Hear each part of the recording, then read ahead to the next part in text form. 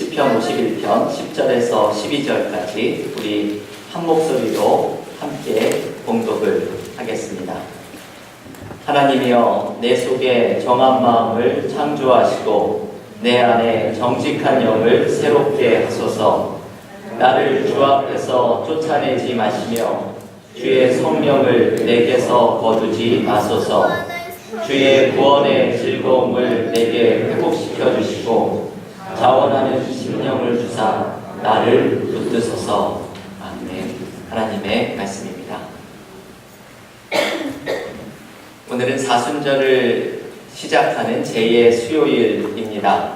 오늘부터 부활절까지 주일을 제외한 40일의 기간 동안이 사순절이라고 불리는 특별한 기간입니다. 사순절은 1년 중에서 그 어느 때보다도 예수 그리스도의 삶과 순환과 십자가의 죽음을 묵상하면서 예수 그리스도를 새롭게 만나는 기간입니다. 이번 사순절 기간 동안에 우리 교우들께서 예수 그리스도를 새롭게 만나는 은혜가 여러분의 삶 속에 가득하시기를 간절히 기원합니다. 오늘 사순절을 시작하는 이 제2의 수요일은 회개와 참회의 날입니다.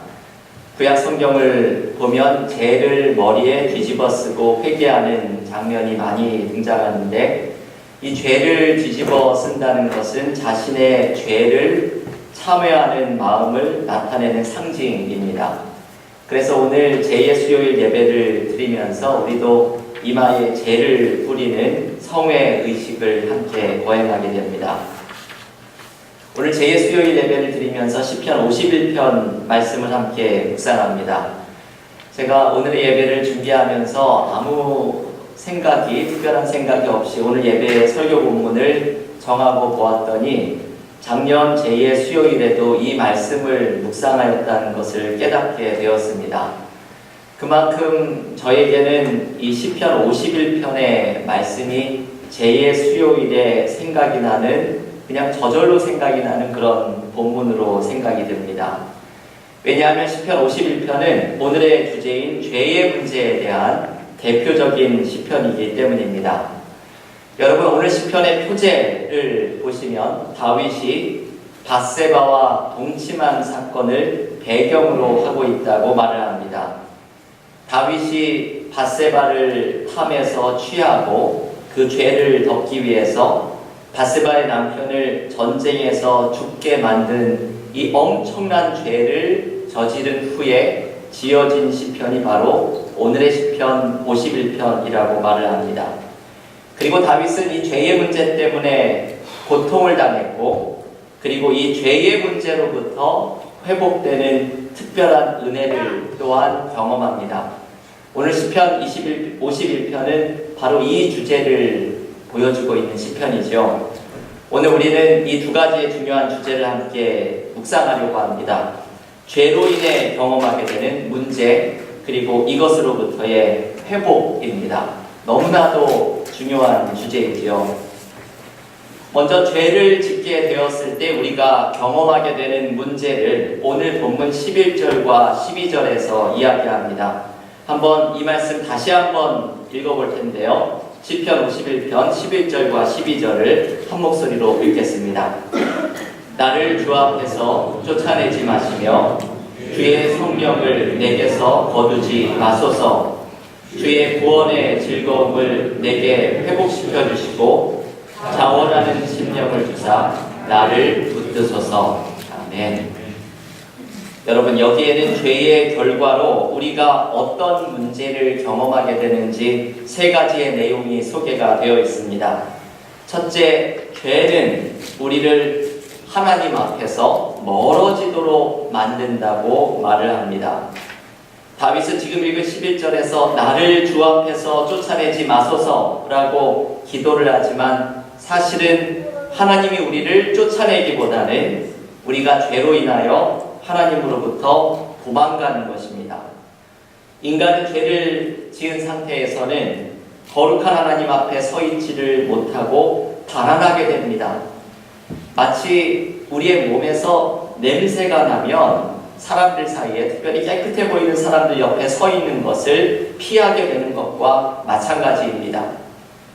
우리가 죄의 문제를 해결하지 않으면 우리는 죄 때문에 거룩하신 하나님 앞에서 자꾸만 달아나게 됩니다.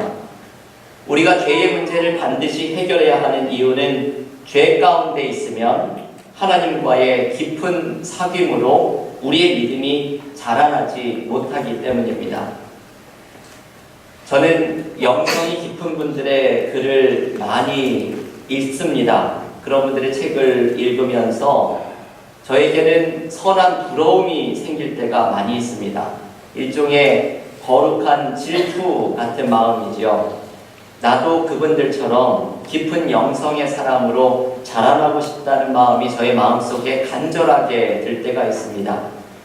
그래서 어떨 때는 지금도 살아계신 분은 그분들의 나이를 확인해보고 그리고 제 나이와 비교를 해보기도 합니다. 그러면서 이런 생각을 해볼 때가 있죠.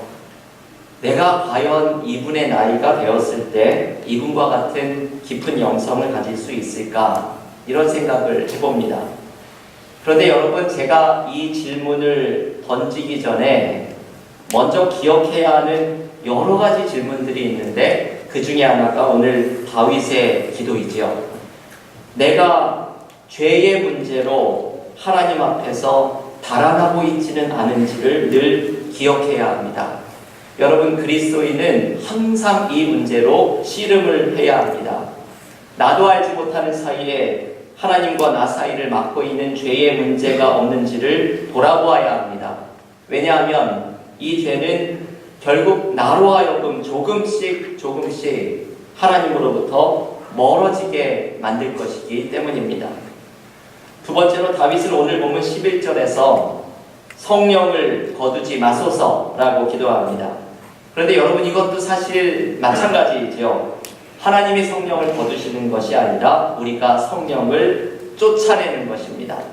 정확히 말하면 내 안에 계시는 성령을 죄로 인해서 내가 더 이상 경험하지 못하는 것입니다. 여러분, 이것을 우리가 주의 깊게 생각해 볼 필요가 있습니다. 예전에는 신앙이 그렇게 뜨겁고 성령이 충만하게 느껴졌는데 왜 점점 나의 신앙이 점점 시들어지고 성령의 역사가 나타나지 않게 되었을까요?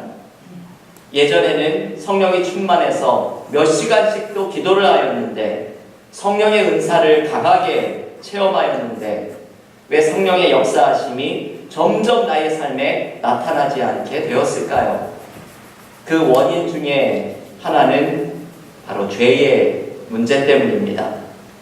교회에서 성령이 역사하시지 않는 것, 개인의 삶에서 성령의 충만함이 약해지는 것은 죄의 문제가 성령의 역사를 막아서고 있기 때문입니다. 한국교회의 모습을 한번 보십시오. 그렇게 성장하던 한국교회에 성령의 역사가 주춤하는 것은 그 거대해진 교회 안에 힘과 권력이 모여있는 한국교회 안에 회개해야 하는 문제들이 많이 있기 때문입니다. 여러분, 기억하십시오.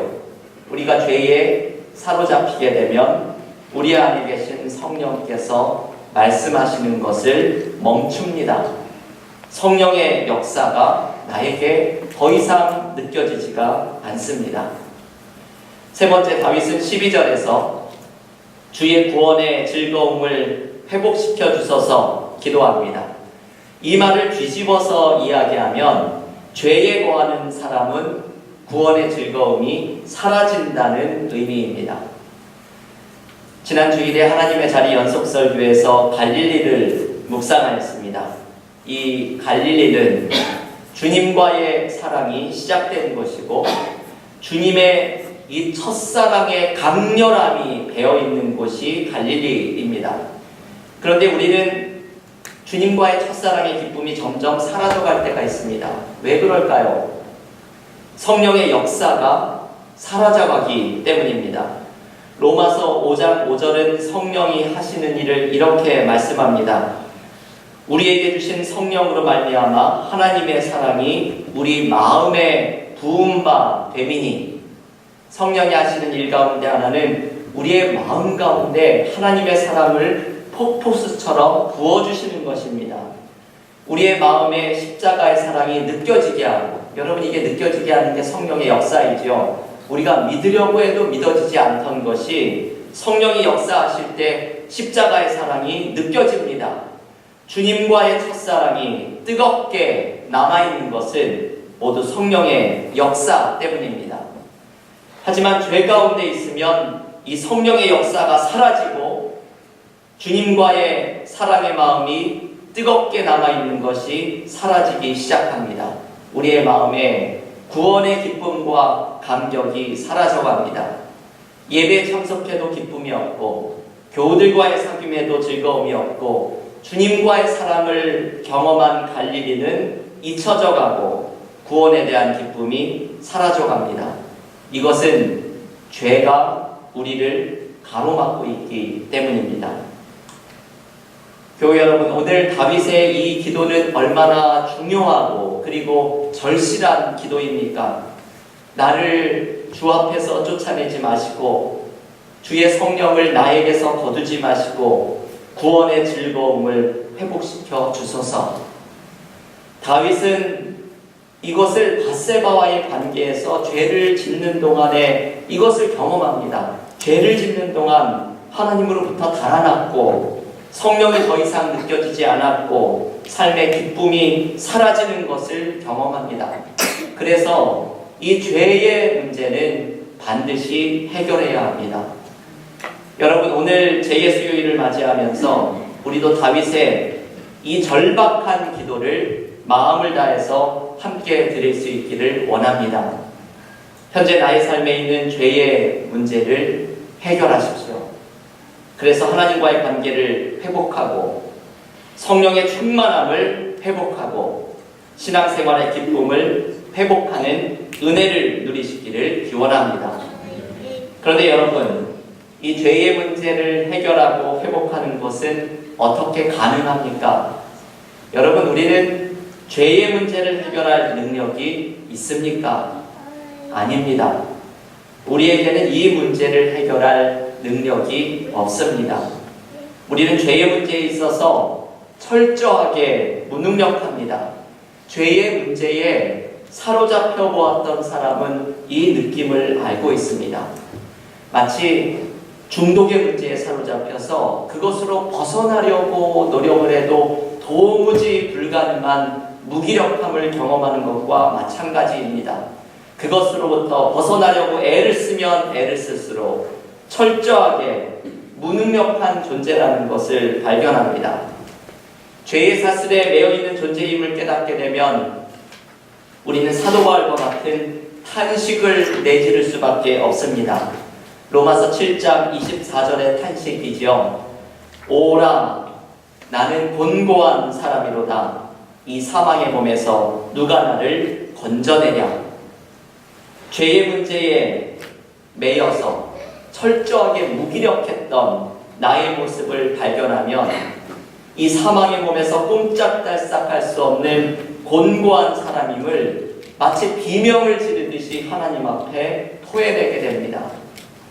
여러분, 이 문제를 어떻게 해결할 것입니까? 그것은 하나밖에는 없습니다. 바로 은혜입니다. 내가 할 수 없으니 하나님의 은혜를 구할 수밖에 없습니다. 나를 불쌍히 여겨서 자격 없는 나에게 은혜를 베풀어 주시는 하나님께 겸손히 무릎을 꿇을 수밖에 없습니다. 겸손은 은혜를 향해서 나를 열어놓는 것입니다. 여러분, 이 겸손이라는 단어인 영어 단어 humility라는 단어는 라틴어 humus라는 단어에서 나왔습니다. 이 라틴어 humus라는 단어의 뜻은 땅이라는 의미이죠. 땅이라는 말에서 겸손이라는 단어가 나왔다는 것이 가만히 생각을 해보면 이해가 됩니다. 겸손은 높은 곳에 있는 것이 아니라 낮은 곳에 있는 것이기 때문에 땅이라는 단어에서 파생된 말이라는 것이 이해가 됩니다. 하지만 더욱더 중요한 의미가 있죠. 땅이 가지고 있는 속성을 생각해야 합니다. 땅은 하늘을 향해서 열려 있습니다. 땅은 하늘의 해와 비를 맞으며 에너지를 얻고 힘을 얻어서 나무와 꽃을 피웁니다. 땅이 하늘을 향해 열려져 있는 것처럼 겸손은 은혜를 향해서 열려져 있는 것입니다. 반대로 교만은 나를 의지하는 모습으로, 나의 힘과 나의 능력을 의지하는 모습으로 갇혀져 있는 상태입니다. 인간은 자신 안의 문제를 해결할 능력이 없음을 깨달으면 비로소 은혜를 향해서 열려지게 됩니다. 무기력한 모습으로, 그저 나를 불쌍히 여겨주시기를 간구하는 모습으로 은혜를 향해서 나를 온전하게 열어놓는 사람이 바로 겸손한 사람입니다. 하나님은 겸손한 사람에게 은혜를 베푸십니다. 베드로전서 5장 5절의 말씀이지요. 하나님은 교만한 자를 대적하시되 겸손한 자들에게는 은혜를 주시느니라. 네. 자신을 의지하면서 갇혀있는 교만한 자를 하나님은 물리치시지만 자기네 무기력함을 인정하며 은혜를 향해 무릎을 꿇는 겸손한 자에게 하나님은 은혜를 베푸십니다. 여러분, 다윗은 이것을 깨달았던 사람입니다. 밧세바와의 문제에서 죄를 범하고 하나님이 멀어지고 성령을 거두어 가시고 기쁨이 사라지는 이 죄의 문제 가운데 몸부림쳤던 다윗은 하나님의 은혜 앞에 무릎을 꿇는 것이 모든 것의 해결 책임을 깨달았던 사람입니다. 그래서 다윗은 죄의 문제를 해결하기 위해 겸손히 하나님의 은혜를 간구합니다. 그의 겸손한 기도가 10절에 담겨 있습니다. 우리 한 목소리로 시편 51편 10절 말씀을 함께 읽겠습니다. 하나님이여, 내 속에 정한 마음을 창조하시고 내 안에 정직한 영을 새롭게 하소서. 아멘. 여러분, 여기에서 다윗이 강조하는 것은 하나님의 절대적인 은혜입니다. 하나님 편으로부터 오는 절대적인 은혜입니다. 다윗은 여기에서 창조라는 단어를 사용합니다. 하나님이여, 내 속에 정한 마음을 창조하소서. 마치 하나님께서 무에서 유를 창조하시는 것처럼 다윗에게 정한 마음, 이 깨끗한 마음을 창조해달라고 기도하는 것입니다. 여러분, 이것이 참 맞는 말씀이죠. 내가 어떻게 할 수 없는 죄의 문제, 내가 죄를 멈추려고 해도 멈출 수 없는 나의 본질적인 문제를 해결해 주실 수 있는 분은 하나님밖에는 없습니다. 죄를 짓는 나라는 존재 자체가 바뀌어야 합니다. 이것은 하나님이 새롭게 창조해 주시는 길밖에는 없습니다. 하나님이 죄의 마음을 정한 마음으로 새롭게 창조해 주시는 길밖에는 없습니다. 마커스 보그라고 하는 몇 해 전에 세상을 떠난 신약 성서학자는 그리스도인들을 심장 이식 수술을 받은 사람이라고 이야기합니다. 오늘 이 시편 51편에 나오는 개념과 같은 말씀이죠. 우리는 모두 뉴 하트를 받은 사람들이라고 말을 합니다. 죄로 인해서 죽어가는 마음이 아니라 새로운 마음이 창조된 뉴 하트를 받은 사람들이라고 마커스 보그는 강조합니다. 여러분, 이 새로운 마음은 바로 십자가에서 창조됩니다. 하나님께서 우리 안에 정한 마음을 창조해 주시는 사건은 바로 십자가를 통해서 이루어집니다. 죄인인 우리가 하나님께 나아가지도 못하고 내가 할 수 있는 일이라고는 오라 나는 곤고한 사람이로다, 탄식밖에는 할 수 있는 일이 없을 때 주님께서 먼저 우리를 찾아오셔서 십자가의 사랑으로 우리 안에 정한 마음, 뉴 하트를 창조해 주셨습니다. 제가 내일 한 목사님을 만나기로 약속을 하였습니다. 이분이 맨하탄에 있는 큰 교회에서 부목사님을 그만두고 이 뉴저지 근처에 있는 10명 정도가 모이는 아주 작은 교회에 담임 목회를 가신 분입니다. 항상 이 목사님은 제가 만날 때마다 주님이 원하시는 것을 고민하던 분이었습니다. 몇 해 전에는 그 부목사를 그만두고 홈리스 미니스트리를 풀타임으로 시작할 것을 고민하셨던 분이었는데 이번에 새로운 목회지를 선택하는 모습을 보면서 그분다운 선택이라는 생각이 들어 저에게는 저절로 존경의 마음을 갖게 되었습니다. 이 목사님이 예전에 저에게 막내딸의 이야기를 하나 해준 적이 있습니다. 이분의 집이 작아서 이 목사님이 거실에다가 책상을 놓고 공부도 하고 설교 준비를 하는데 이 막내딸이 이제 거실에서 설교 준비하는 목사님을 자꾸 못 살게 굴면서 같이 놀자고 자꾸 하면 나중에는 이 목사님이 이렇게 말을 한다고 합니다. 너 자꾸 이러면 여기에 줄을 쳐가지고 못 들어오게 할 거야. 그러면 막내딸이 쿨하게 이렇게 말을 한다고 합니다. 줄 쳐놓으면 가위로 끊고 들어가면 되지. 그 딸의 말이 상상이 되시죠? 줄을 쳐놓으면 가위로 끊고 들어가지. 아빠와 딸이 나누는 이 모습이 참 사랑스럽게 느껴집니다. 저는 이 이야기에서 주님의 모습이 떠올랐습니다. 우리가 아무리 줄을 치고 죄의 줄을 치고 우리가 주님으로부터 아무리 도망친다고 해도 주님은 그것을 끊고 들어오십니다. 주님께 나아갈 수 없어 탄식하고 있는 우리의 죄의 사슬을 주님은 십자가로 끊어내시고 우리들을 먼저 찾아오십니다.